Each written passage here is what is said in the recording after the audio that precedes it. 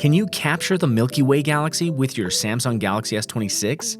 Well, actually, yes. For a few years now, Samsung smartphones have had some impressive camera features built right into the default camera app that are designed for this exact purpose. So in this follow-up to my Galaxy S Astrophotography video from last year, I'm going to show you how to best use your new Samsung Galaxy S26 to capture the stars, and we'll see if this latest model is an improvement over its predecessors. But before we get set up, here are a few things to keep in mind about night sky photography. Light pollution is a serious problem, so make sure to get as far from cities as you can for the best results. Also, be aware of the moon cycle, as your best results will definitely come on the days closer to the new moon. Make sure you check your weather reports to see where you can find clear skies. And finally, know where to point your camera. If you're in the northern hemisphere, you can simply point your camera south to frame the core of our galaxy. So let's get started. Since all of these tests are long exposures, we're definitely going to need a tripod, and with the right smartphone mount, just about any tripod will work. Earlier this year, I upgraded to this universal smartphone mount from SmallRig. It's nice because it has a 1/4 thread to make it easy to mount to almost any tripod, and it has plenty of flexibility for tilt and rotation so that you can perfectly frame the sky. I'll include a link in the video description for anyone who needs a good smartphone mount. As we open the camera app, there are some significant changes from previous models here. Before this, the Samsung camera app had a dedicated night mode that you had to access from the modes bar, but on the S26 models, night mode has just been integrated into the scene optimization of the regular photo mode, and you can see that indicated here by a crescent moon. The 4 means 4 seconds. Let's hit the shutter and see how this new camera works on the lowest setting. As you do, you'll notice a warning at the top to keep your camera steady for these longer shots. Well, I'm not terribly impressed with the output here, but it is to be expected in complete darkness. Let's see if bumping it up to 7 seconds by tapping here will make a difference. Oddly, no, this doesn't really improve the output. In fact, I can hardly tell the difference between them. But you'll notice that when the Samsung camera app senses a very dark scene and no movement, you can actually get a 26-second option, a slight bump up from the 25 seconds you get from the previous model. 25 to 26, I see what you did there, Samsung. But let's see how that turns out. Well, that is definitely a lot more detail, but my goodness, is that green. We are starting to see the distinct outlines of the Milky Way's gas and dust clouds, but the white balance algorithm definitely missed the target in this darkness. Fortunately, this smartphone has a few advanced modes for us to try out. If you tap more in the modes bar, you will see a few options, including Pro mode. Once inside this mode, you have the option to set your ISO, which will max out at 3200, your exposure time with a max of 30 seconds, and even the white balance, which we'll set to 4600K to keep it safe.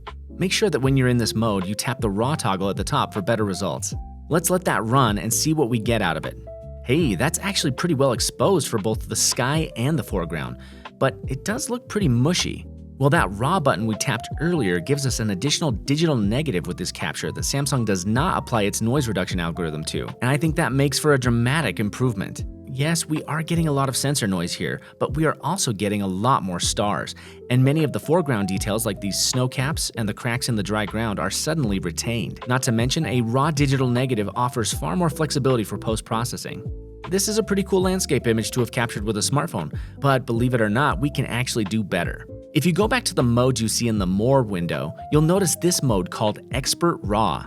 If you haven't already, you'll have to download it from the Samsung App Store, but once installed, you're met with a detailed interface designed to meet expert photographers' needs. As before, we're going to max out the ISO and exposure time, while also setting our white balance to a safe value. Again, we do want to make sure that we also capture RAW by tapping it here at the top before we hit the shutter. And here's what our first Expert RAW image gets us. To be honest, this is a bit of a toss-up from the previous image. While foreground color is better, there appears to be some strange speckling, and there are parts of the sky that you could argue turned out better with either one. Overall, the contrast is better in the latest image. But Expert RAW mode actually has one big trick still left up its sleeve. When you tap on this beaker icon, you can see the labs modes available on this device. Tapping on this constellation symbol will bring you into the Astrophoto mode. In this mode, we don't have many settings to adjust. You only really get to choose how long your capture time is, from short, medium, or long. When I've tested this on previous models, there really isn't a huge improvement from choosing long, so let's see what we can get from the short one. Once you hit the shutter, you'll get this 3-minute countdown. That might be a bit confusing since 3 minutes of open shutter would definitely give you large star streaks from a moving sky, but take a look at the output. That looks pretty clean, and this is a really great image as far as color, contrast, and star detail. So what exactly did it do for 3 minutes? Well, our best clue is found in the metadata, which says that this is a 24.5 second exposure. Oddly enough, those night shots we took at the beginning also have discordant metadata, 2.5 seconds instead of 26. Well, what this and other smartphones have actually started to do is capture multiple shorter exposures and combine them algorithmically to give us something more impressive.